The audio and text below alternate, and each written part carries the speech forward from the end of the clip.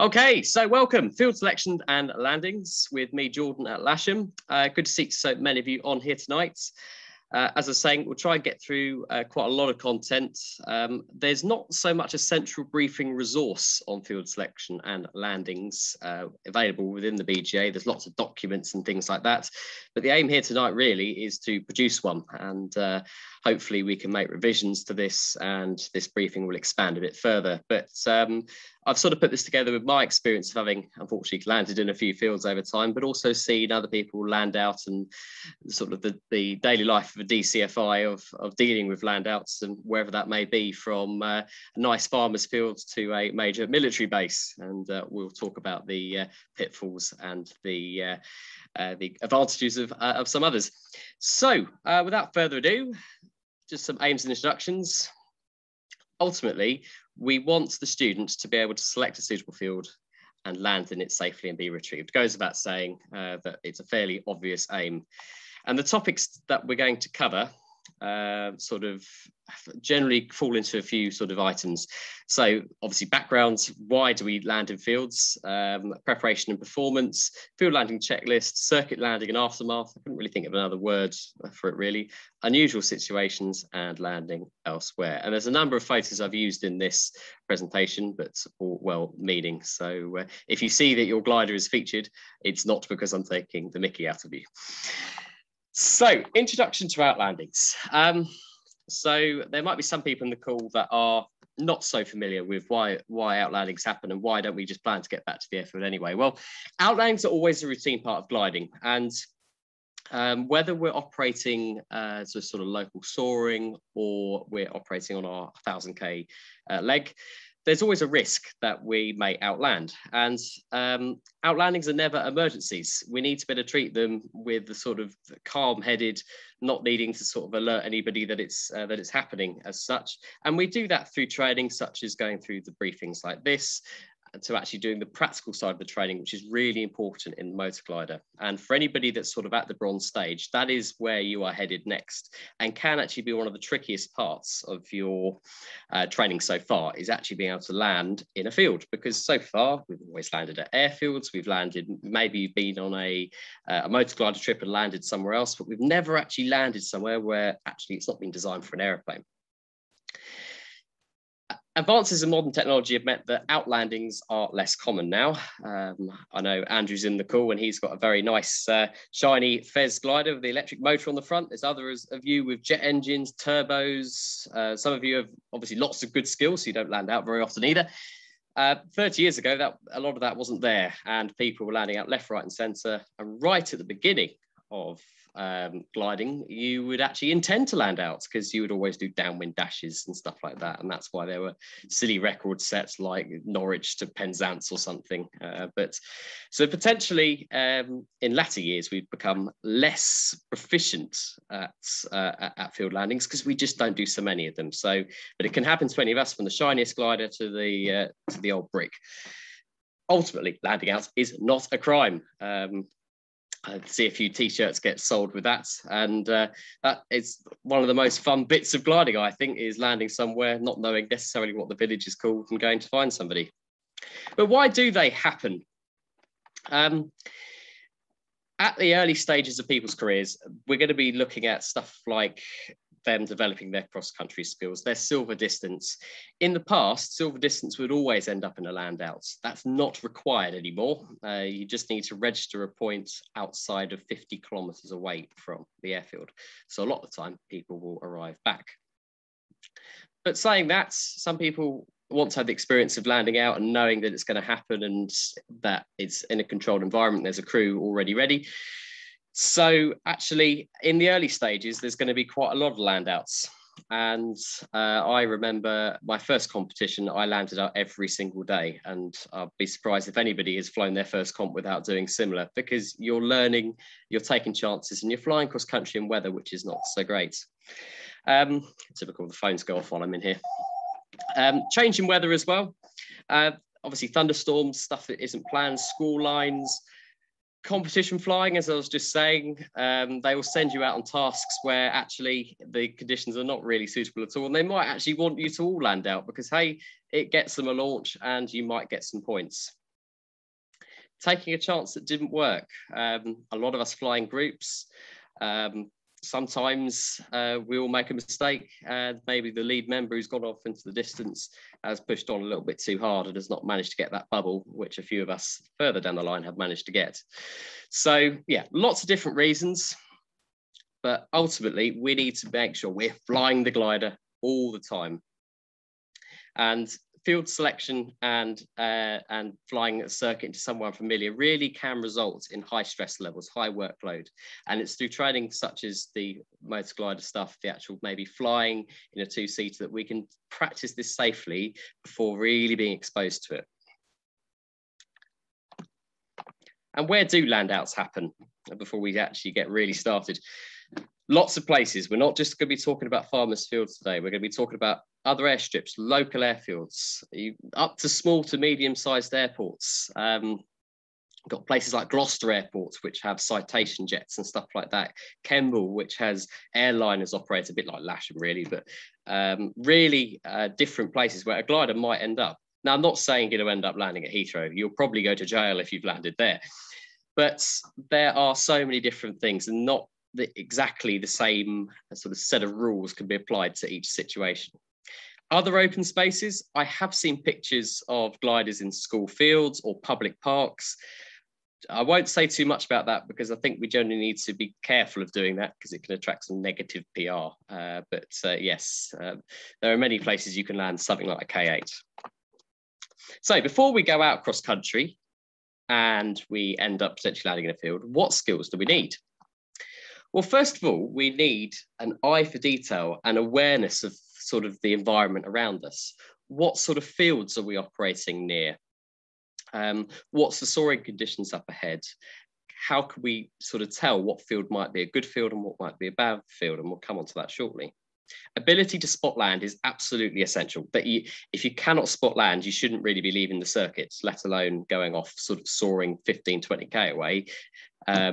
It's something that we should expect everybody to have by the time they've got to a license, and you won't pass a license skill test without it.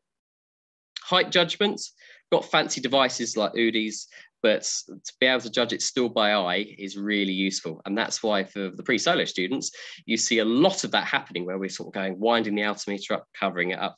We need to make sure that we can get your height judgment right from the beginning. Good speed control, stall and spin accidents are a real hazard when it comes to field landings. But all of that is underpinned by preparation. And the key things, as we've always heard in aviation, aviate, navigate, communicate. But preparation comes in many forms. Rule 1, if you fly cross country, sooner or later you will land out. You can buy the fanciest toy in the world. You can buy the most rubbish toy in the world. You will land out one day. And I've seen many an Arcasona land out, even with a turbo. Bruce, if you're listening to the call. Rule 2, late decisions are bad decisions. So the good old saying on sort of prior planning prevents piss poor performance. And this works really nicely. So when you're out and about near the airfields, have a good look at what's on the ground, whether you're sort of driving off to see your gran or your mother or something like that, and you've got to go through the countryside, have a look at the fields. Even if you drive past them every day, look at the fields and look at what is happening to the crop. Currently, I live in Medstead, just down the road, and rapeseed has just been sown into the field and is starting to come up. And I'm taking weekly photos, as sad as it may sound, to actually see how that crop's developing and see what's happening next. When would it become more of a problem to land in than it is now? Because rapeseed is one of the most tricky crops to deal with. Fields are best assessed from the ground. At 4,000 feet, when you're hooning about at 100 kph, you're not really going to get the opportunity. So get to know sort of fields, especially those close to the airfield, because more than likely you may end up in one close to the airfield when you're returning off a final glide. Plan your tasks wisely. We're going to come on to that in a moment. Make sure your trailer's serviceable. Don't pick up the wrong one or send your crew to get the wrong one. Gliding folklore says that many times there's a trailer turned up for the K8 and actually there's been a K8 already in it.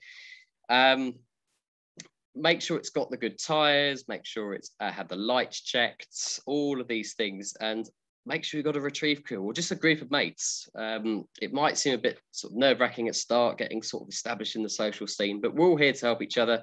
We will all land out at some point. At Lasham, we have a pure gliding group where those of us that fly pure gliders sort of have a load of numbers to call. And the idea is if you get somebody, then they'll get you in the future. But don't also waste any local flying that you do. If you're just sort of soaring around Lasham at the moment on your first flights of the season, have a look at the fields nearby. Have a look what's changed. Maybe they put in a different crop. Maybe there's some different sort of obstacles that are in there. Train your eye first before it really is needed in the field. And as you do those sort of circuits and landings, make every landing a spot landing with speed control and circuits done by eye where possible. So for those of you sort of at the early cross-country points in your task planning, there are some things to think about, which are not always stressed by instructors. Your silver distance and everything like that is well looked after by various people. But when it comes to actually sort of learning about self-authorizing cross-country, you need to know various things, such as how well do you know the area? Is there complex airspace? What's the terrain like? And I pick somewhere like the New Forest, where a recent accident I investigated happened. Down New Forest, you've got Bournemouth here, and you've got sort of Southampton up here. New Forest sort of just sits around here with Fording Bridge up the top. Now, great area for soaring, lots of free airspace, and quite often for a 300-kilometre flight, you might go down there before going up towards sort of Shennington direction or somewhere like that. But think carefully. The New Forest looks something like this over here. Lots of shrubland, lots of large areas where you will not be able to put down a glider if you need to. That may exist in wooded areas, mountainous areas, and things like that. For us flatland pilots at Lasham and across most of the clubs in the south of the UK, this can be a real trouble because we just sort of think, oh, everywhere is reasonably landable, but there are areas which we need to be really careful.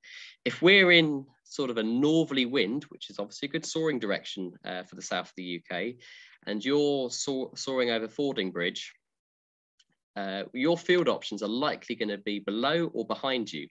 And if you're setting a task around there, potentially you might end up not having many to choose from. And certainly an accident of recent did have that as a contributory factor. The pilot selected a really, really good field, but it probably wasn't as good as some of the fields had the task been planned just a little bit further away. The soaring could be affected in that area too. Think about sea breeze fronts here in the New Forest. Southerly, if you've planned your turn point at 3 in the afternoon to be at Fording Bridge, it's likely to be sea breezed. And are there airfields and farm strips? You can pop that in your GPS, you can look on the charts, probably best in your GPS because it's quite difficult to see sort of things on the chart when you're in high workload, but to have a local knowledge of strips is just fantastic. Then if you're flying a turbo glider, think about sort of what your options are if things get sort of unsoarable. It might not be possible for you to get back to the airfield. You might be looking at an alternate from somewhere like down Fording Bridge. You might be headed to Old Sarum if they're not parachuting, or Bossington or Thruxton or somewhere like that. And in doing so, you need to think about the terrain in the way on that sort of course to your alternate. Another accident that I investigated last year was based on pilots that got low, end of the day, no more thermals, and used their electric motor to get back. And they chose an alternate of Booker.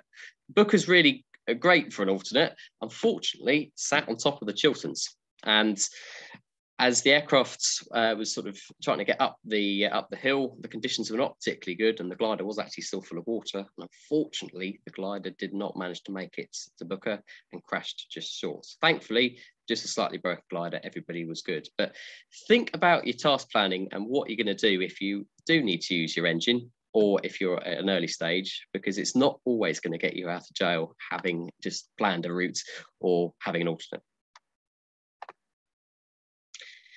So when we get to a stage of the field landing, we need to sort of know how far we can fly.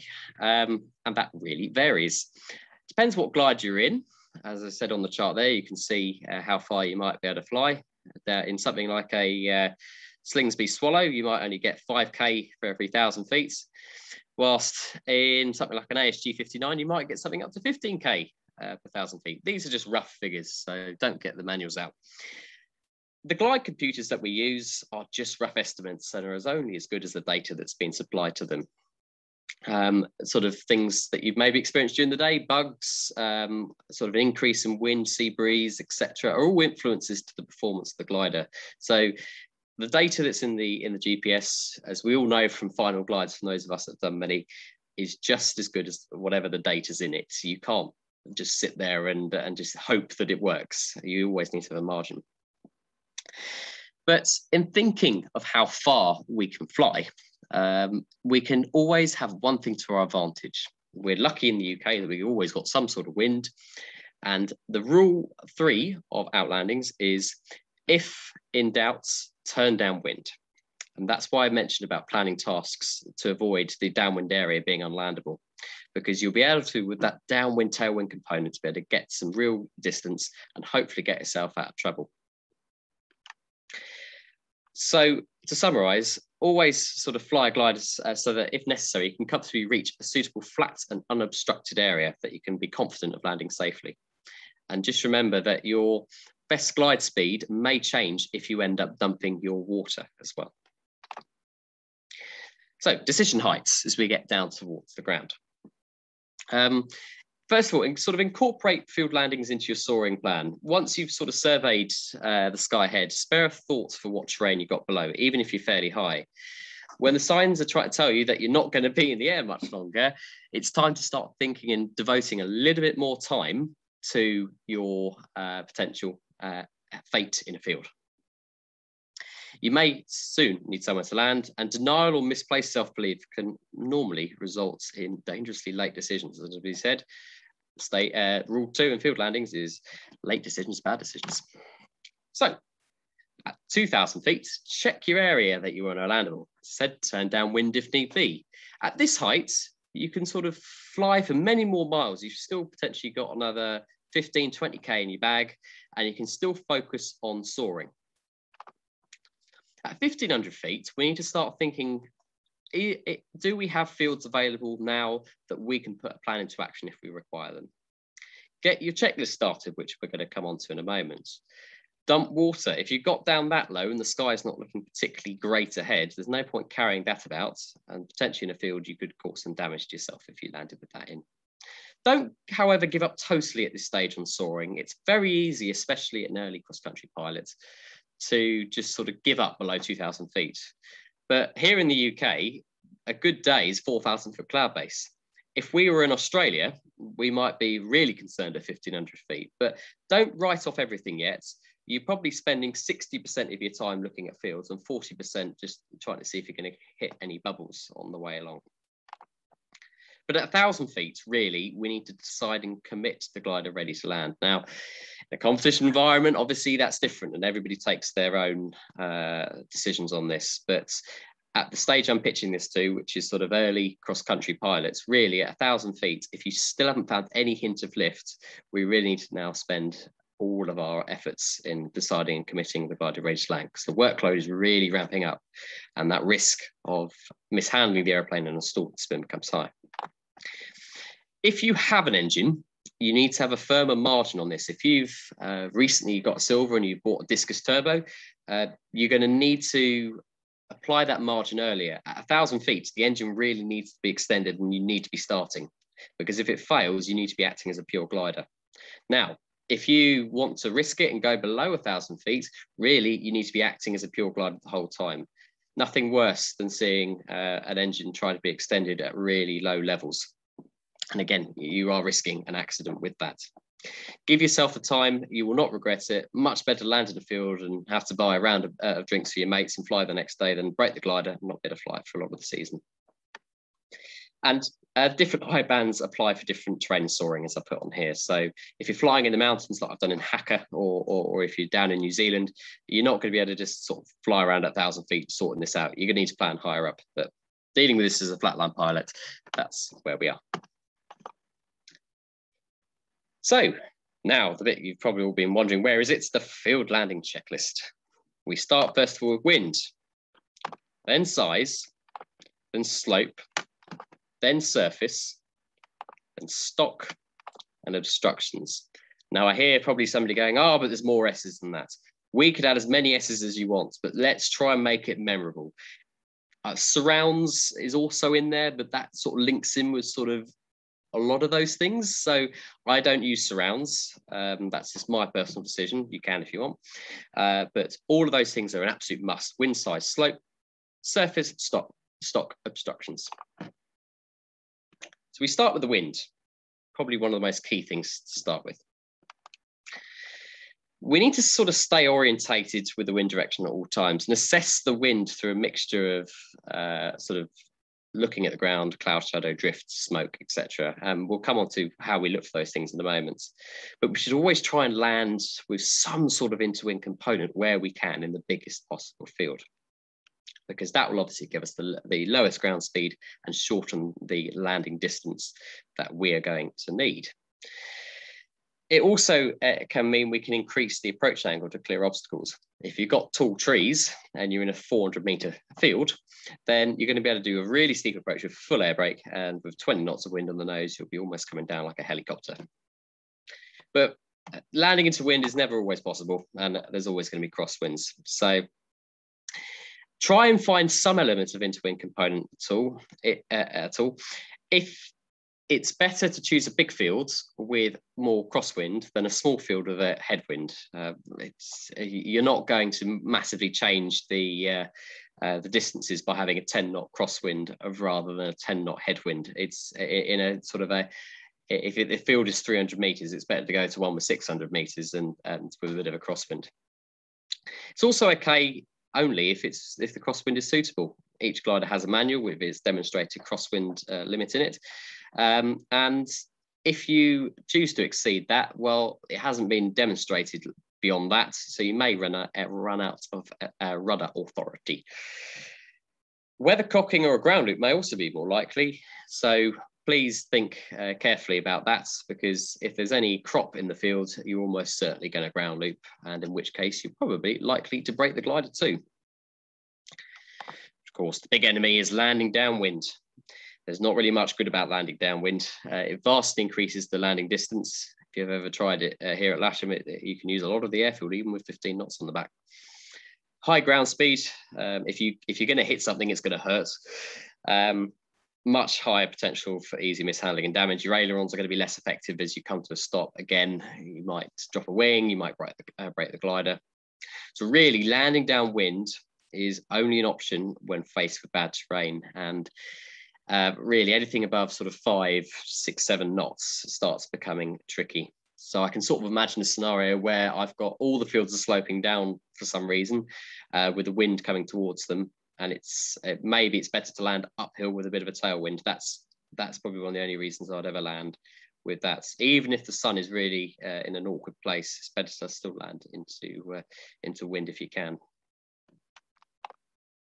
But assessing that wind, as I just said, a number of different things. That long old boring talk that we do in the morning about daily operations and comp briefings and stuff like that, really useful. If you could take one thing away from it, is which way is the wind coming from. It doesn't massively change during the day unless you get a sea breeze front or some other sort of weather event. So even if you just pop it on the map, as we should all be doing, because our navigation relies on it too, to work out the drift, pop a wind arrow on there and you'll know which way the wind's coming from, and orientate yourself all the time based off of it. The Met charts from the Met Office and things like windy and stuff like that, really useful too, and you can look at the different levels. If you're landing on top of a sort of a more mountainous area, then you might be able to see what the wind is going to be like up there. Smoke and local effects, well, once we're actually up in the air, smoke sort of goes on for miles. Chimney stacks, power stations, that we have that many, unfortunately now, or fortunately, depending on which side of the fence you sit. Drift, even stuff like looking down at the fields, and if it's got long crop, you can see sort of the crop sort of moving around in the wind. That can sort of give you an indication of what it is, and also that it's probably not good to land in. Navigation devices can be really good, especially if you've got some which are linked up to sort of the internet. If you've got something that's updating like Sky Demon, or if you've got something fancy. But for most people with sort of a basic GPS, your navigation device is only working the wind off the drift. And if you've done some crap thermaling or something like that, it might actually give you a really odd direction. So think carefully about using the navigation devices. They're useful, but it's probably not the most accurate source of data. Size. So how much space do we need to land in normal conditions? Have a think. How much? Well, for most of you operating here at Lasham, if you think where we put the launch point, it's about 300 meters into the airfield, near where the jets normally touch down.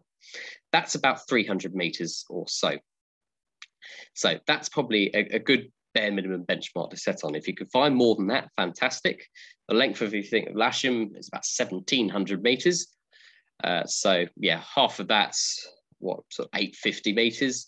You should comfortably be able to fit in that, providing there's not too many obstacles. So use sort of your home airfield, if you're wherever you are in the world, to sort of practice. How short can I stop? How accurately can I stop? Choose, as I say, the longest field available. In Norfolk, you get fields which you could land an airliner in. Consider landing corner to corner if that is the best solution. But perspective of size when we're up there is really difficult. And that's why it's easiest as you get low to really look at that. Because the eye has many pitfalls because we're not really designed to fly. If you're operating in various parts, I know up near Newbury, there's some really small fields around there, up near the A34, just after Highclere Castle, where Downton Abbey was filmed. You have lots and lots of small fields, and a big one, which isn't actually that big, is going to appear slightly bigger than the rest of them. So you might think, oh, that's good. But actually, you turn on to final and, oh, it's only 250 meters long. I'm going to really have to haul on the brakes.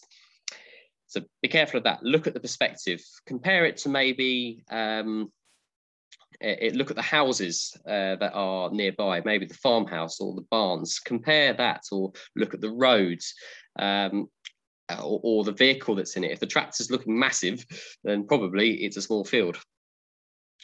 Narrower fields appear longer than it is, a wide field appears shorter than it is, a long field appears narrower than it is, and a short field appears wider than it is. All these things that the eye cannot really perceive from sky. If we were like a red kite, then I'm sure we would not have any of these problems. And you don't see many red kites landing badly. But yeah, size, really big thing. Pardon the pun. Just trying to find a big enough place, matching that with the wind, and we're already on our way. If you're scratching around at low levels for a long time, your perspective of the field will also change. So you might start getting a confirmation bias if you're soaring at 500 feet, because everything now appears really big. So yeah, that change is going to be more noticeable than in a continual descent. Now looking at slope. So slope, as much as wind, has a really big influence on the landing run. And as I was saying earlier, it's about balancing the two. Landing uphill is very helpful in any sensible wind. Obviously, if you've got sort of a massive gradient, then you're probably not going to be able to land on it without breaking something. But any reasonable wind, crosswind, headwind, it'd be better to land uphill where possible. Downwind, as I said, is that thing where if it's your last resort, then that's going to be not a bad option. But we still want to try and find an uphill into wind if we can. If we can see the slope anywhere above 1,500 feet, it's probably likely too steep to land in. There's some fields up towards Newbury, which we use, and near the A339, and you can see that at 2,000 feet. And if you're driving your car past it, you go, yeah, we want to land in that. So if you're pretty high and you're seeing a slope, it's not any good to land in. Give yourself time to fly around, look at the different angles, just really get a real good perspective, because you can never look at a field with really too much landing. Obviously, time is against us, sort of 3 or 4 minutes when potentially you're at 1,500 feet trying to make that decision. But if we are having to land in a sloped field, remember to carry that energy into a field. Some of you have learned at places like Dunstable, you've already got a massive hill in the middle of the field. Somewhere like Lasham, though, doesn't have that, and we're potentially not as good at sort of recognising what we need to do. So always good to carry that little bit extra approach speed. And it's this trade-off again, because if you're in a fairly flat field, you don't want to carry all that excess approach speed because you're going to float down the end of the airfield and probably run out of space. So yeah, if we're faced with a definite upslope, make sure you're carrying that 5 knots of approach speed. If it's really upslope, and that's not necessarily a bad thing, you might need to add a little bit more than that. And once you've come to a stop, if the field is fairly level, sort of fine surface and not too much to resist you, you might end up rolling back down the hill.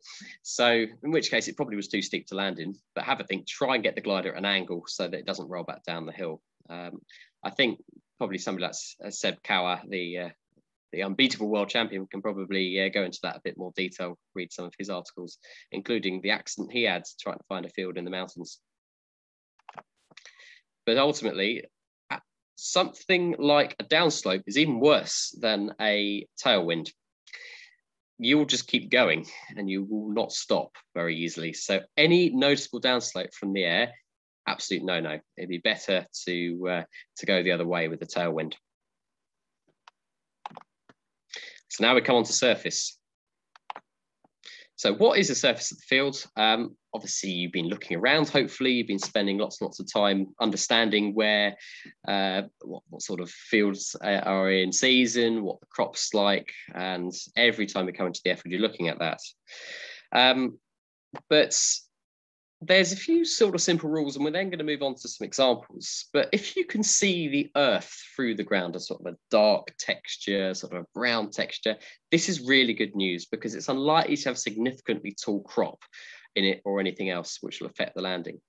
It's an old saying in Australia that we use, which is land in the dirt and you won't get hurt. It probably was brought over by the Brits when gliding started, but that's very true. If you land in the dirt, it won't get hurt. Your glider might be muddy, it might be a bit untidy, but you're going to be all right. Landing with furrows as well is a real big thing because if you land across them, it'll probably take your undercarriage off. If you land within them, though, you need to be careful how deep they are because you might sink down a little bit too much. It'll also keep you out of the way of having to land in the middle of the crop, destroying it, or potentially being a little bit unbalanced, depending on where you've landed in the field. So yeah, land along with the furrows where you can. And the crop seasons really determine the risk of breaking a glider in a field. There's always a risk of any field we land in of that happening, but the availability of fields varies from month to month. It's good at the moment, but as we start getting into May, the rapeseed will turn yellow and will start to go up the crop season. June and July, last year especially, was very tall indeed. And there can be large areas where there's not really many places to land. And that goes back to our planning at the beginning, of planning the right areas and planning your heights, because yeah, you don't want to be left really without space, even though we will speak very briefly about landing in crop. And sometimes if you're doing a silver distance, you might not be able to do it that early because actually the fields are too long. So examples of good surfaces, and this is non-exhaustive. I've just picked a few here.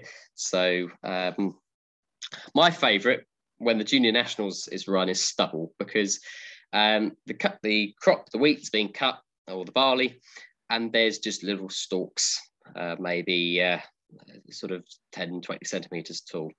Might put a hole in some in canvas if you're landing a wooden glider in there, but it's never going to be much a problem. You won't ground loop. The farmer won't be annoyed. It's just a safe bet. So you won't see this at the moment. You might see it as we go into the crop season, and some fields are harvested earlier than others. But yeah, reliable. Watch out for hay bales because they love to stick those out. It makes it a bit like an obstacle course. But yeah, stubbles is a real good start. Young or short crop. At the moment, we're sort of in this season currently. It is fairly low risk to a glider, but have a think for what the farmer's trying to do here. If you land in my field at the moment with rapeseed in it, my landlord's not going to be too happy. It's been a bad season last year, and it's the crop is quite young and could easily be damaged at the moment. And we've been chasing off trespassers recently who've been sort of off the public right of way.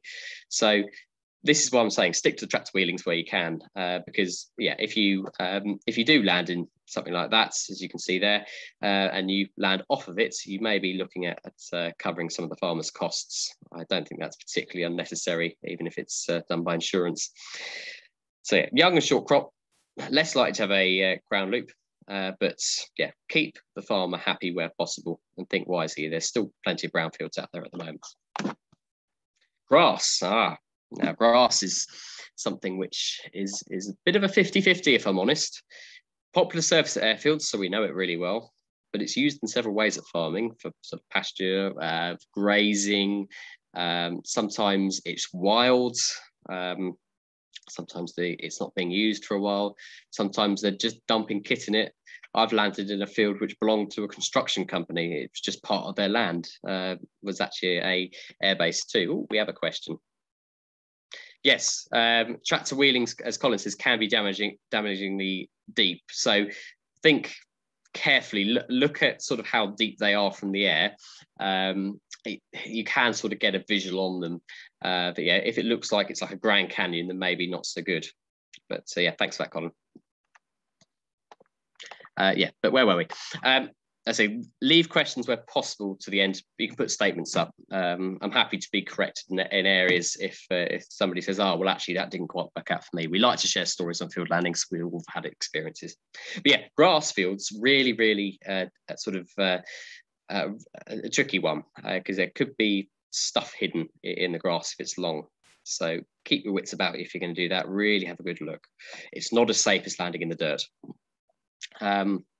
Ploughed, as I just said, less likely to have surprises. You will come to a stop really quickly in a ploughed field. Not necessarily a bad thing, but it might tip over on its nose. So make sure you fully hold off. And be aware, some of these fields, if they're in sort of a chalkland or something like that, might have some really big rocks and stones and things, which I've seen gliders get damaged by. Keeping the wings level till it comes to stop is a real must. Don't just relax because you've touched down. As I said, land in the dirt, you won't get hurt. But now we come to the trickier fields. Wet or irrigated fields. Have a think about how much rain there's been in the last few days. If you're operating near the South Downs, for example, and there's been lots and lots of rain and the rain's come down the hill and you've landed at a field near there, it's going to be wet. It's potentially going to be wet, and potentially it's not going to be very easy at all to rig out of. It might be wet because they've been irrigating it. We don't see irrigation in quite the same way that we do in Australia, but out there you've got massive machines and big swinging arm things that put lots of water and fertilizer or whatnot out. So be aware of that because yeah, wet irrigated fields are not good. We've been fairly good recently because it's dry, but looking at the weekend it might sort of get a bit more showery, April showers. The farmer's not likely to be pleased about it, but then he'll probably just say you're on your own, mate. And it will be a difficult D-rig. You'll probably not get the thing in the field and you're probably going to have to carry it out. Longer crop fields, even in sort of summer. Once you start not being able to see the ground particularly well, other than the wheelings, which you can sort of see, you're not going to be able to get much of a depth of how tall the crop is. It could be a metre or two. It could be sort of 6 foot if it's rapeseed or somebody has a big sunflower field or something like that. So yeah, again, quick deceleration. The risk of ground loop is quite high. Farmers probably even going to be less pleased, and again, a difficult D-rig. At times, though, there are going to be occasions where we need to land in crop. And whilst we're flying, we just need to try to train our eyes to see the shortest amount of crop possible. And that's why I say look at the tractor wheelings and try and compare the depth in them. Because if they do look quite large contrast, you're likely to be going to something which is a bit too much. Making sure you fully hold off the landing. Try and look at maybe the apex of the field where it's at its flattest. And it may actually be in this circumstance that you might not want to land within the tractor wheeling in a long crop field because you're likely to get sort of trapped and potentially sink even lower. It's a really tricky one. I don't really think there's a rule here on longer crop fields. We will try and avoid them wherever possible. Do your best and do what your gut instinct says. This is why we don't allow early cross-country pilots to fly when the fields are at their worst. But appreciate to hear some stories from people on long crop field landings. I've not really done any with proper tool prop, thankfully. No-go fields, mud baths, well, that's sort of fairly obvious. If you end up in that, you probably won't have a glider, or if it is, it will look like a pig. Ridge and furrow, very undulating, sort of likely to cause damage to a glider if you get that wrong. And so rapeseed, it goes that beautiful colour of yellow. It's likely to do some serious damage. It's quite a tough crop, that is, and it will put some holes in your wing. So yeah, rapeseed, keep an eye out for that. And probably by the end of the month, or the end of next month, we'll start seeing those fields really spring up. Stock. Okay. Right. Landing with animals is always problematic. It's not a set in stone rule. For any of you that sort of fly in and out of Heathrow, oh, I've got a question here. Yes, Paul Meriden is just saying about commenting on avoiding apparently flat, open park moorlands or even cattle pastures. Any hills can be ant hills can be regular and very big. Yes, ant mounds. Ah, yes. Yeah, I've seen quite a few of those in Australia. It's like a ski jump that you go over. Open park and moorland, I've not had too much experience in. A bit like New Forest, that can be a bit tricky. So sort of long wild grass can have this weird sort of weird greenish color. Yeah, it's yeah, I think there's a really good video on YouTube on some of the more particulars of this, so potentially have a look at that. But yeah, anthills, avoid those. Right, so back to stock. Yeah, any of you that flown out of Heathrow, for my family actually come from Bedfont, which is just near Hatton Cross at the end of 27 left, may have noticed that actually horses are not scared by airliners, depending on if they've been used to it or not. So yeah, as you can see here, Airbus will whiz over the top and the horse won't notice. But when you got sort of thoroughbreds, sort of ride horses out in the country, that's a real bit of a problem. They're not so used to loud noises other than farmers' gunshots and stuff like that. So a whoosh of a glider and a big thing appearing is really quite scary to them. So yeah, horses may bolt. Avoid the gallops. There are lots of gallops out near Newbury and Swindon, big areas owned by very rich people indeed. You're probably not going to be very welcome there if you've flown over something really low. So have a look at an eye out to see what it might be. You may also find more wires in the field, and things might be fairly questionable into what the surface might be. Cows, I have landed in a cow field. They're really inquisitive. I had cows in one corner of the fields. I whooshed over the top. By the end of the landing roll, I got out of the cockpit and there was a cloud of dust had gone up, and out they came rushing to see what was going on. And I spent half an hour herding cows to try and get them away. They eventually lost interest, but I've heard that they're very happy to munch on fiberglass and wood and stuff like that, or give it a lick, or sit on the wing or go to sleep. They're not too concerned really. Tip though, if you do want to scare cows, don't stand sort of like that. Put your arms out. It really scares them because they've got two eyes and they don't really see this big scary monster until you stick your arms out. We used to do that a lot in New Zealand, scaring cattle. About sheep, yeah, they're just as bad. They'll happily walk over gliders. Apart from the ones at the Minge, they're very well trained. So avoid animal fields where you can. Obviously, it's not ideal, but land as far away as possible and prepare to defend your glider. And you might need to deal with a slightly more unhappy farmer. Obstructions.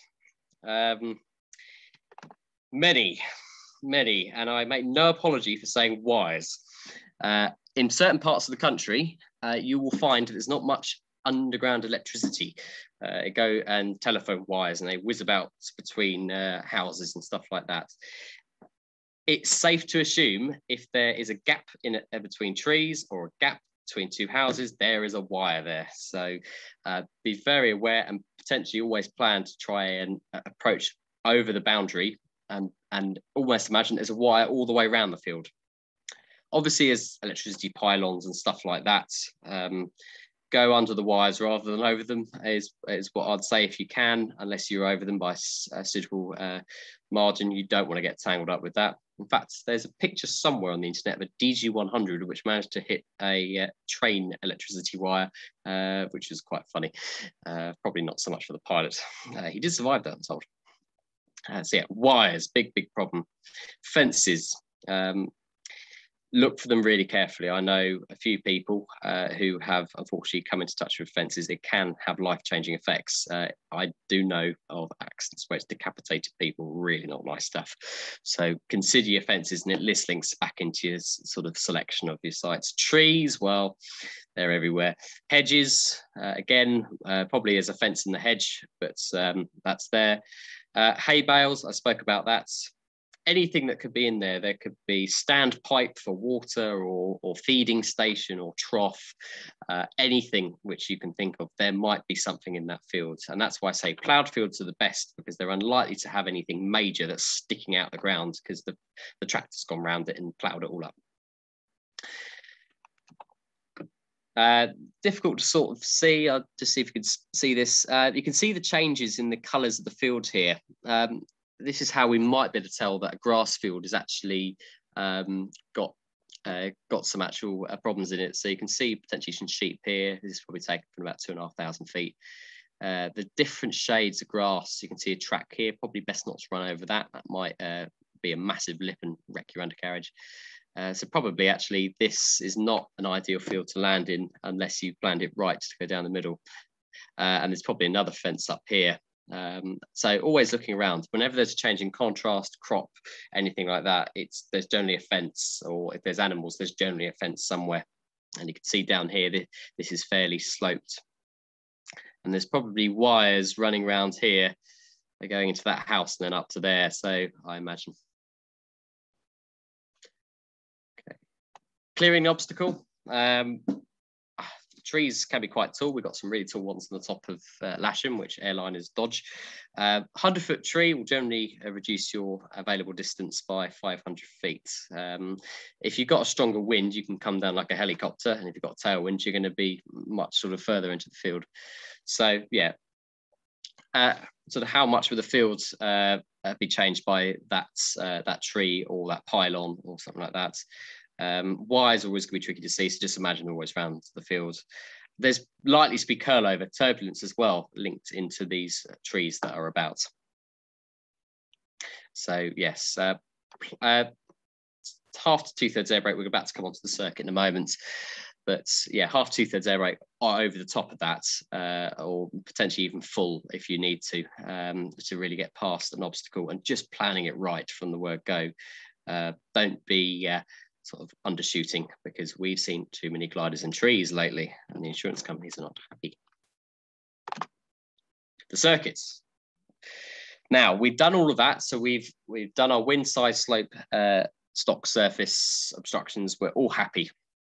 Just as much as that needs to be in place, we need to make sure the circuit's good. And this needs to be really second nature, because the workload we're going to be under and the mental loading as well, because I always still get a sort of uneasy feeling going into a field, because I'm 90% sure it's okay, but I'm still thinking, oh dear. And especially if you're working gliding, it can be a bit scarier too, landing in a field, because you don't want to break your boss's glider or whatever. So yeah, circuits an absolute must. You might have got the engine started, you might have done that, and you need to, whenever you're running an engine after potentially doing your field landings, having started it, climbing away, always leave yourself in range of the circuit so you can get back into the field landing if need be. So first, configure the glider for landing early. You've hopefully already dumped your water, because there's not really much point carrying water at 1,000 feet. Cramping yourself in. This is what I see nearly on all of the field landing exercises I do, everybody stays really, really tight in, and it's an endemic problem that we have within gliding, where we like to fly really tight circuits. We always worry actually of undershooting the landing area rather than overshooting it. So fly a reasonably sized circuit where you're not having to haul the brakes out coming around the turn and side slip. I made that mistake on my first cross-country field landing. I made it twice, actually, and it scared me because there was a fence 100 meters from the end. It could have really caused some big damage. So fly a big circuit where you can, knowing the performance of your glider, to give yourself time to think, to plan, to account for obstacles. Speed control, as I said earlier, just needs to be just spot on. You need to give yourself the margin to allow for a little bit of distraction if you're in high workload, but sort of doing what we might see here where people are stretching the glide back to the launch point. No, we're not doing any of that. This is an unfamiliar environment, and speed is life and altitude is life insurance. Don't lose sight of the landing area, and speak between if you're two crew cockpits, make sure that CRM is happening between you. Make sure that you are happy and both know what field you're going into.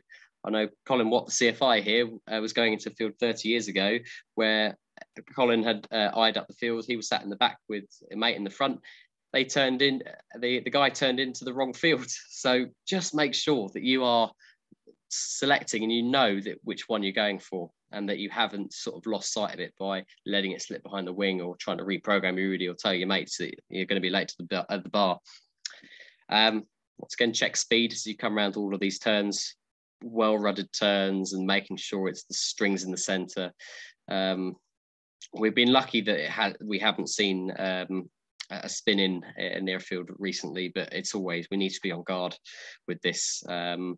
It's the most likely scenario where it's going to happen, because end of a long day, we're tired, dehydrated, we might screw up there. Half to 2/3 air brake approach, so you can obviously, if you need to, if you know you're overshooting, you've got a bit more room, close the brakes if you're undershooting. That's fairly sort of typical when it comes to what we're trying to do. Low sun, that does get in the way. The end of the day, especially sort of September or this time, you might be soaring at sort of 6:30, and it's been nice conditions. Oh, we've got another question.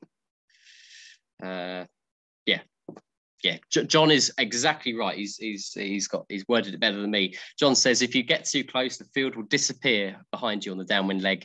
You will then turn into early and overshoot. Yeah, absolutely perfect. Yeah, I couldn't word that better myself. But low sun, if it's getting in the way, again, that's going to really wreck your ability to judge where the field is. So and just standard BJ circuit. In fact, this is out of the instructor manual. This is out of the instructor manual. You can sort of see this one's been planned into a field. Now, instructors will say that, okay, we don't use brakes until we're actually on the final approach. Yes, that is how it should be, but if we need to adjust the approach with the brakes, or the circuit with the brakes, then you just do, again, whatever is necessary to do to deliver you to the point where you can land without being unnecessarily worried about overshooting. You don't have a second chance at doing this. Okay, so I've just brought up an example of maybe a field which we can look at here. So we've got our wind over here, and we've got lots of fields. A bit tricky for me to sort of use this too well, because actually the field that we're going to end up selecting is not particularly the closest one. But we can see here we've got a fairly long field. We can't see any dirt in it. Something in the middle there too, maybe something else growing or something else. They've got tractor wheelings along here. We can see this one here slightly odd shaped, potentially got a bit of a slope in it. Again, crop over here, crop down there, sheep around the bottom here. The road gets in the way quite a lot down here too. So potentially my first option is probably going to be round here. We've got a let's say an easterly wind, we're going to be looking up here because we're going to be away from the road. We don't have any crop. The field is sort of a brownish colour, so we're going to probably inspect and have a look. Fields up here probably aren't too bad either, looking at that, but it depends how far we can glide. This is also going to be away from sort of buildings and stuff. And yeah, ridge line up here, if we get further along, you're going to see the options will start reducing. Around here, we can see the options almost dissipate to none. So yeah, okay. So yeah, just a few pointers there. That photo was actually taken on the Isle of Man, which there is a gliding club. I don't know how much cross country they do though. It's a bit of a tricky place, I imagine, to do that. Inevitably, things don't always go well. And we need to think about what we might do if that does not go too well. Obstructions wise, crop fields, as I've already discussed, and unlandable terrain. Avoiding obstructions on the ground. Potentially, you've landed in a field and you've landed a bit deeper into it. There's nothing you can do, so we need to avoid damaging the aircraft likely. So we're going to need to conduct an emergency ground loop. Wire fences otherwise would kill, so it's better to hit it side on rather than head on. Better to also hit something at the fence post as well. You're less likely to hit the tiny razor wire fence or something like that. I'm not a fan of razor wire fences, a bit scary those. To conduct a ground loop, depending on your glider, let's say discus, you're going to need to really full brake, a full wheel brake, stick on the front stop in the corner, full right rudder if we're going to put the right wing on the ground. Do it as early as possible. At this stage, we've got less concerned about actually the glider being okay to fly after it, because you're going to need to inspect it anyway. More worried about you because yeah, hitting it side on, even if you do run into wire fence side on, you're less likely to have your head cut off than going into it head on at 20-30 knots, and that could still do a lot of damage. Yes, so wires, obstructions, they're the biggest things. Unlandable terrain, there was a DG300 or something that landed on the side of a moor up in the sort of Yorkshire Dales or somewhere like that. Yeah, again, all we can really do is hold off as much as possible. And hopefully you've got energy absorbing cushions. Maybe put a distress call out beforehand, or let your mates know, because it might be that you're not instantly going to be able to get out of the glide. You might need some help. We spoke already about crop only fields and sort of holding off as much as possible if you've suddenly found out that it is not a suitable place to land. Water. The flight manuals will often say what to do in water. I would leave the wheel down where possible, because hopefully you're going to be landing close to the shore and there might be rocks beneath which you're going to land on. Again, gut instinct is probably best here. But your glider's not going to be a bit soggy when it comes out. Gliders sometimes do get to fly again after they've been in the water though. But I'm hoping for most of you that's not going to be something that happens. We all remember the geodiscus in the sea recently, and that was a lucky escape, I think. But yeah, they had the wheel down and they managed to land on the side of the rocks. Okay, we're getting through this now. After landing. Now, this is a section which, if I'm honest, doesn't get taught particularly well within the BGA. So I'm very keen to sort of put a few more things out there and also introduce some modern tech, which we can all use to make life easier. So after a field landing, make sure you've secured the glider and let your crew know you're okay. It's very tempting to start taking photos and run off to find the farm or whoever, but just make sure first that you've let your crew know they're okay, or the airfield that you've taken off from. Because if I'm sat here at 6:30 in the evening and you've gone off to have a chat with a farmer and you've gone in and had tea and medals with them, and I don't know, I'm going to be quite concerned, and I might be starting to have to get a search party to look for you. So get your crew to know and make sure the glide is secured. I'm going to show an advert very shortly for What 3 Words, which is a very really good new app which sort of has divided the world up into sort of 3 meter squares. I'm not being paid by them. It's not a payware device. It is just something which the emergency services are really pushing. And at my time currently working with Basingstoke Fire Station at the vaccine team, I've been hearing a lot about that from the firefighters. So yeah, What 3 Words, really useful thing.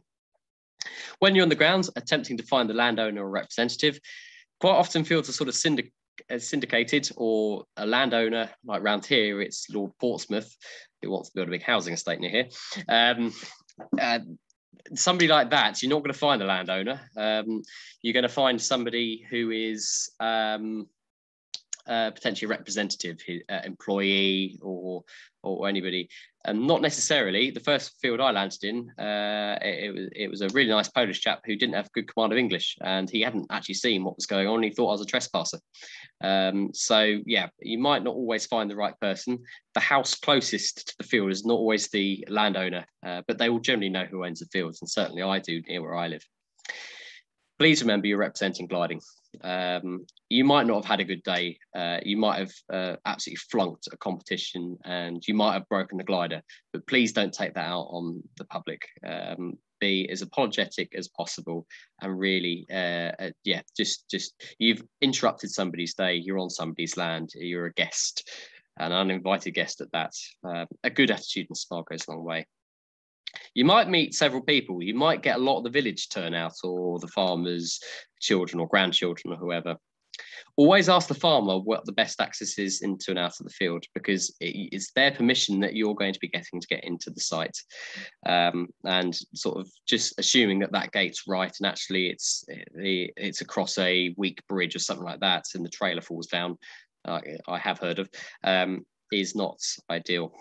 To do so. The farmer's going to know because they own the field.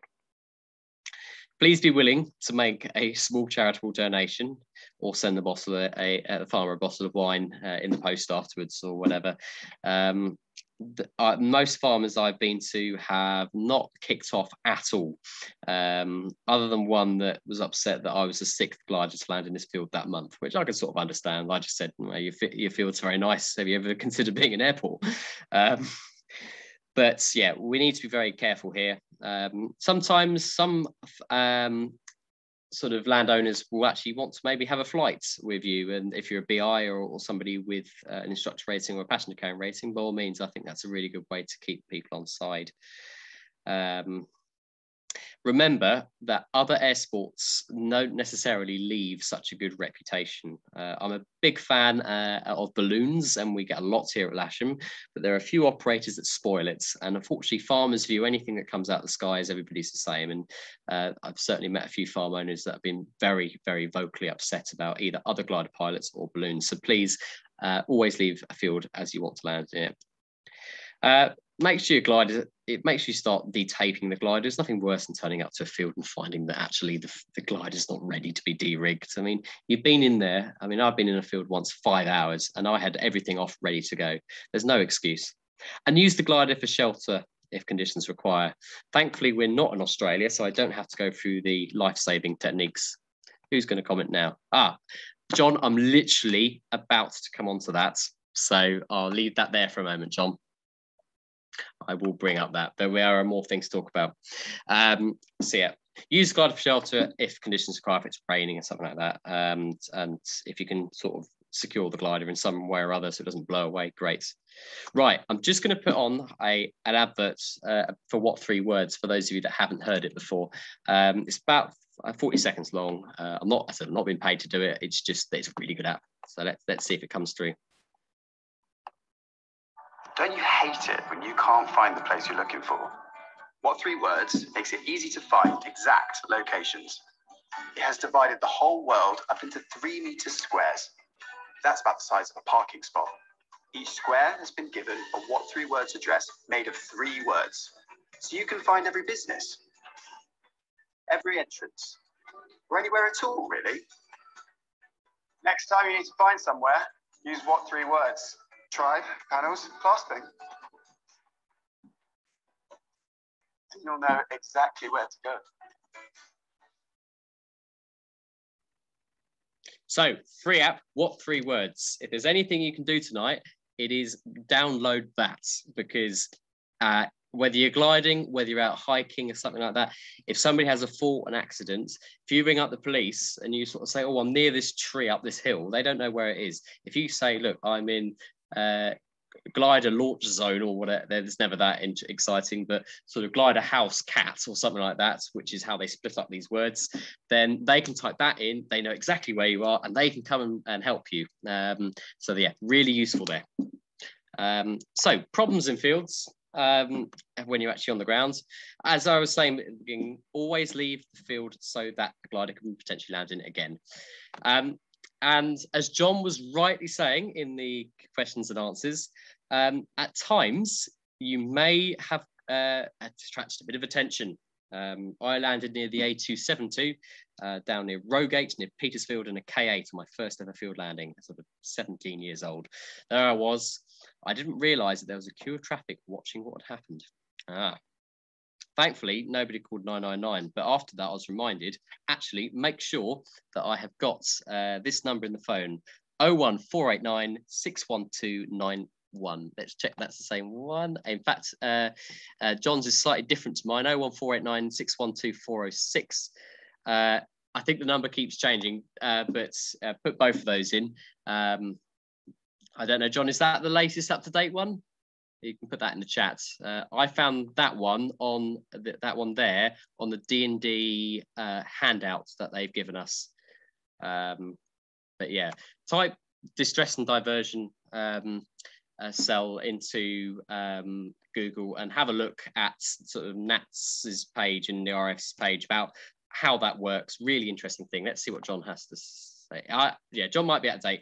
Yeah, I believe that's the right number. You'll probably find it redirects. It's like 999 for the in the sky. So distress and diversion, as you may have heard of in my previous presentations, is all about sort of tracking where aircraft have gone. Maybe they've got them missing. Maybe somebody needs to be dealt with. The aircraft's got hijacked. But they also deal with coordinating emergency responses, if need be, to aircraft accidents.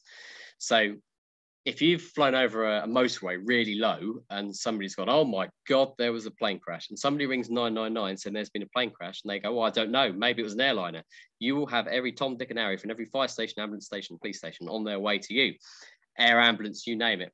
You might not want to have that because you're going to appear in the local paper. And this chap here certainly did, but he saw the funny side of it, and as did the police. So it's not too bad, but yeah. You might get breathalyzed. The police sometimes don't necessarily know what to do when they see a glider, but make it very, very clear. Leave a sign in the glider to say that you haven't crashed, because people might, whilst you've gone to see the farmer, people might go up and go, oh my God, what's that? Look, the tailplane's fallen off, but actually you've de-rigged it and taken it off, or you've taken the tape off, or you've been fiddling around. So leave a sign saying, yep, I'm okay. I have not crashed. I've gone over here. Here's my phone number. And yeah, everybody should be carrying mobile phones. This is not the old days. I believe in the old days, people used to stick their heads out of sunroofs of an OS map and you would eventually find them. I always enjoy these sort of retrieve stories. But yeah, distress and diversion, give them a call, give you a registration. Just say you're a glider that's landed near the M1, and potentially you've just saying you're okay, and give you a grid reference, give you a what 3 words. I don't know if D&D use it yet, but they might be able to have a quick look, and they will be able to put off any emergency services headed your way. Farmers are not always so happy. They might have had a bad time themselves. Occasionally you might get asked for to have a massive landing fee. They might not like gliders at all. So they might be like, this is £1,000 landing fee. Well, clearly that's a bit ridiculous. Don't dismiss it out of hand, but just say, okay, let's have a look at the damage that we've caused. I turned up to a field landing, which is now within the Farnborough airspace, up towards sort of Bentley and Froyle, just down the road, and the farm was very upset.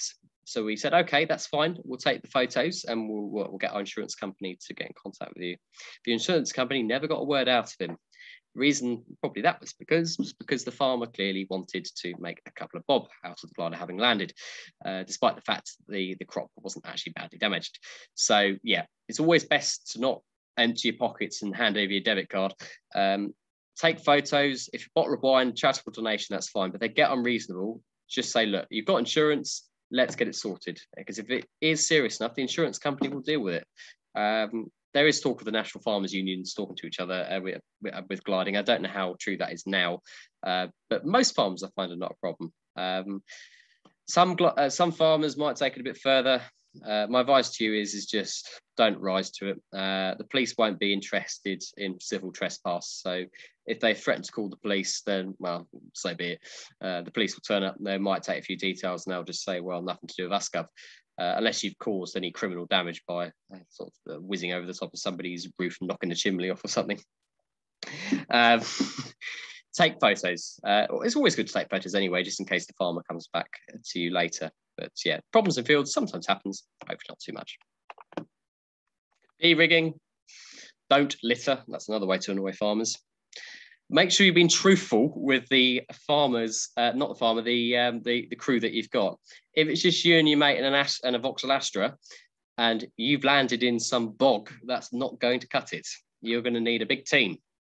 So don't be shy. Yes, it's going to cost you in beer fines, but please, please make sure you're going to carry enough people into that field to get a glider out. There's nothing worse than turning up and actually you still haven't got enough. Don't rely on the farm staff or anything like that to do it. It's not there. You might be in their field, but they might want to watch dinner or Downton Abbey or something like that. So yeah, don't sort of bring them into it unless they want to.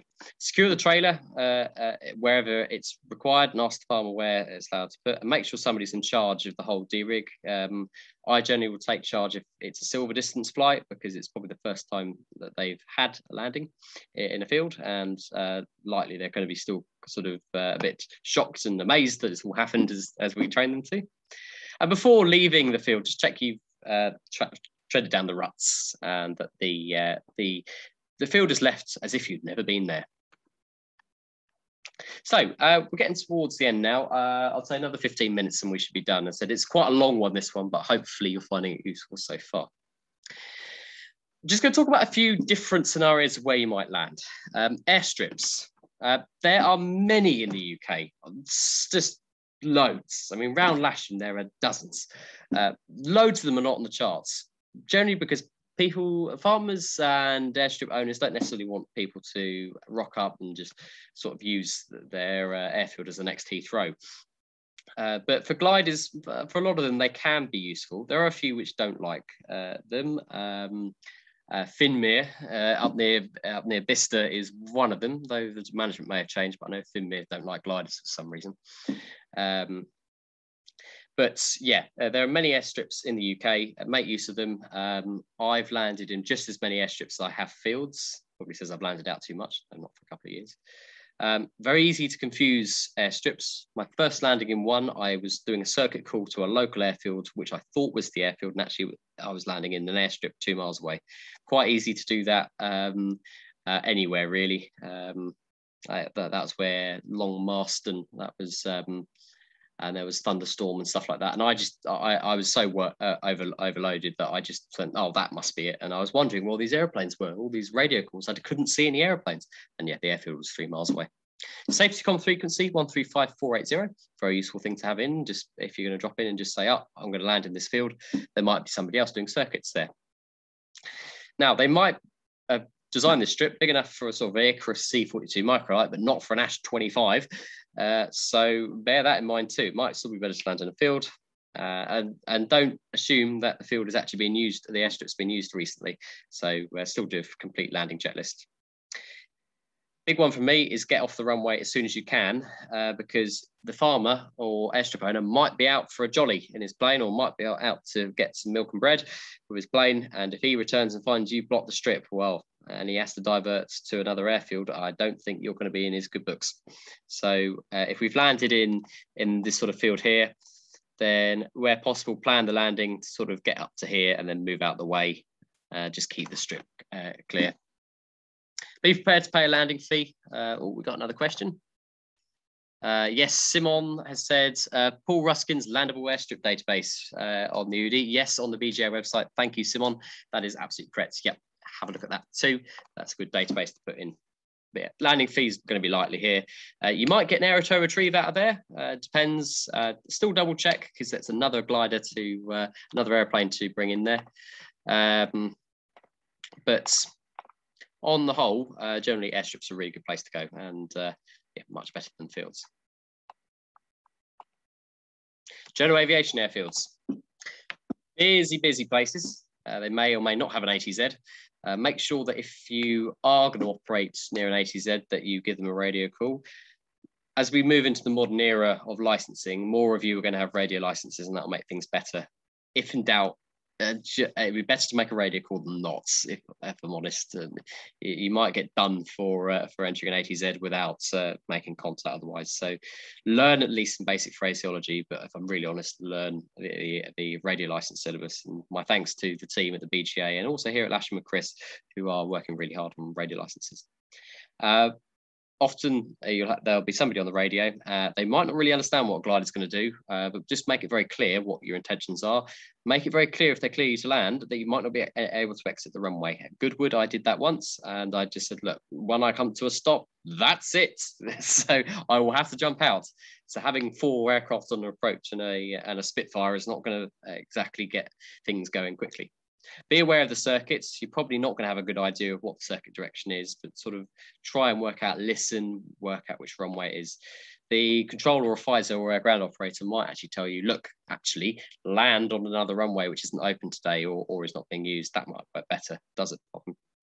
GA aircraft will probably get a bit upset that there's a glider doing something. It's a bit like having a cyclist driving down the A3. But you do have a right to be there in this situation, and they can wait for 5 minutes. No, that's not a problem. Just ask if you're unsure. That's my best advice. Military bases and other secure facilities. Please avoid them where possible. I appreciate they look very inviting. They've got really nice runways and there's lots of big open spaces. But unless you've really spoken to somebody, you are at risk of having a less pleasant encounter. This is Raf Welford up near Newbury and Green and Common. It's a munitions depot for the US military.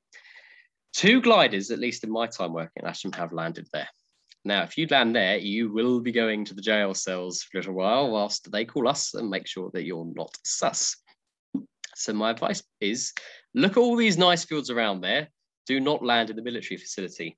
I'm not too sure what US jails are like, but I don't think the food's too good, and they probably don't have that many people go to get put in the cells for a few hours here. Air bases, Odium, stuff like that. If you can speak to the tower, great. If you can, I mean, Odium we've got a good relationship with. Just try and do what you can. If they're closed on weekends, it's not going to be too much of a problem. There might even be a gliding club there, but anywhere which is not really an airfield's a real avoid. But even if you land at Odium, you will be going to the guard room to be checked in. They might ask you how you got in the fence. They sometimes take a little bit of a while to work out that you actually landed. I found that story funny. But yes, do make sure that you have done your best with this. You are unlikely to get an error to retrieve. Same for landing at air cadet sites as well. They get a bit funny about civilian gliders. I wish the relationship was better between us, but they won't allow an error to retrieve either for some reason. I have complained to Syeston Central Gliding School and said, we really need to sort this out. It's not really right. Because a lot of the tugs can actually have the right insurance to go in there, but unfortunately the powers that be have decided that that's for some reason not practical, despite the fact that they're launching gliders out of there anyway. But anyway, enough on that rant. Military bases, just keep wits about you. Okay, we're getting to the last bits here now, folks. Aerotow retrieves. They can be easily arranged from sort of local airfields. For those who base at Lasham, places like Popham, Membury, Abingdon, Brimpton, we've been in there loads of times, and there's no problem at all with that. Membury is obviously owned by Southern Sailplanes. Abingdon, well, it is a military base, but nobody seems to really know who owns it. Even the Dalton Barracks don't really seem to understand what's going on, and Benson don't really know either. So Abingdon's a bit of an odd one, but we seem to be able to be on good terms with that. Actually, launching out of a farmer's field is very rare these days. You're going to need a big crop sprayer like a Pawnee to do that, or a Super Cub. A field road retrieve is more likely to be the best idea, both for your pocket and for your sanity. If you are going to do a aerial retrieve out of the fields, and before the tugs arrived, get lots of photos, lots of good references. If the tug comes and it looks down and it can't land, you'll be getting the bill for the tug having come out, and you'll still be waiting another hour and a half for another retrieve to come. So yeah, think about that wisely. Okay, we're just into the last 5 minutes now. I'm just going to put on another video of a field landing. The selection process can't really be shown too easily, but this is from my friend Amy up at Downwind. I think this might have even been taken at Portmoak, flying a discus, which she's very kindly allowed us to share to look at sort of a field landing. So let's go to Scotland now and see what's happening there. It's about a minute long, this.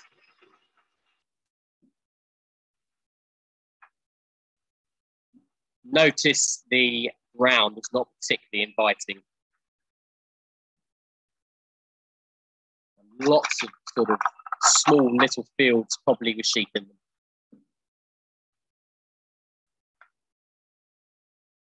We're on base leg for a field here, probably 400 feet. Which has been very good carrying the extra speed.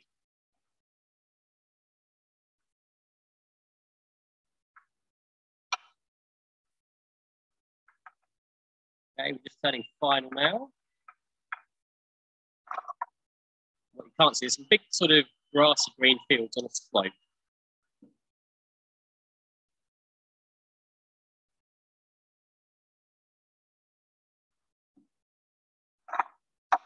Undershooting slightly. See the sheep in the field there. Quite a steep slope, this one. Carrying about 65 knots, absolutely perfect.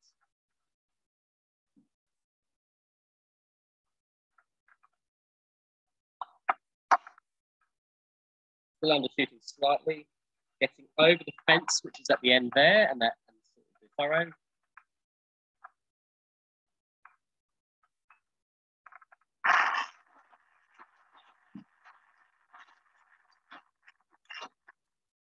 There we are. Morning, X-ray Hotel. Yeah, so hopefully you found that useful. There's some really good videos on YouTube, which I'm sure you can spend hours watching. So to summarize, fail to prepare to fail. Plan your tasks properly, plan your field landings wisely. Always turn downwind if the landable option's not good, and always fly the airplanes first. Wind, size, slope, surface, objects, obstructions, wires, keep everybody happy, and always leave the field knowing that you can go back. And consider the differences between the outlining options you have if you've got a number. But most of all, enjoy it. It is a really enjoyable part of your gliding experience. So yeah, it's a first field landing is a real rush of adrenaline, and you get out and you think, wow, all of my training has really led up to that point. And keep your skills up, because you never know where they might be in use. This was an Airbus 321, which had a dual engine failure on departure. It's somewhere in Russia, and it landed in a field. Unfortunately for the poor Airbus, it got de-rigged in a slightly more permanent way. But they will be useful if you move on to powered flying one day, whether you come with me to learn sort of how to fly a touring motor glider, or you go onto the single engine piston world. Engine failures is something which people are really afraid of. It does happen quicker in a powered aircraft, but you'll feel less concerned and probably less likely to break the aircraft if you've got field landing experience. Please remember, for those of you at Lasham, we are running refresher programs in 2021 between April and May, which includes 30-minute field landing refreshers in the Falk. If you're at other clubs around the country, I really suggest you have a chat to your CFI and your committee about doing something very similar. I cannot stress enough how useful it is to do some field landing refreshers. So excellent. So pretty much an hour and a half. I said quite a long presentation, and I'll certainly need another beer after this one. But thank you very much for coming today. Any questions, please do so. I can see there's one from Patricia I'm just about to have a look at. Fly safely, and hopefully we're going to have a really, really good season with not too many field landings. At the moment with COVID, just make sure that we are being careful when dealing with people in their fields. They might be a little bit more distant and hesitant, especially in these first 2 weeks. So yeah, just be Be careful out there, folks. So I'll stay on for a few more minutes. Please send me some more questions if you've got them. Otherwise, have a fantastic evening. This was the last of the webinars. I'm sure I'll do more, but these do take a little while to produce. So it's back to the flying and getting ready for training. But thank you very much. I'll wait for any more questions. And other than that, enjoy your evening.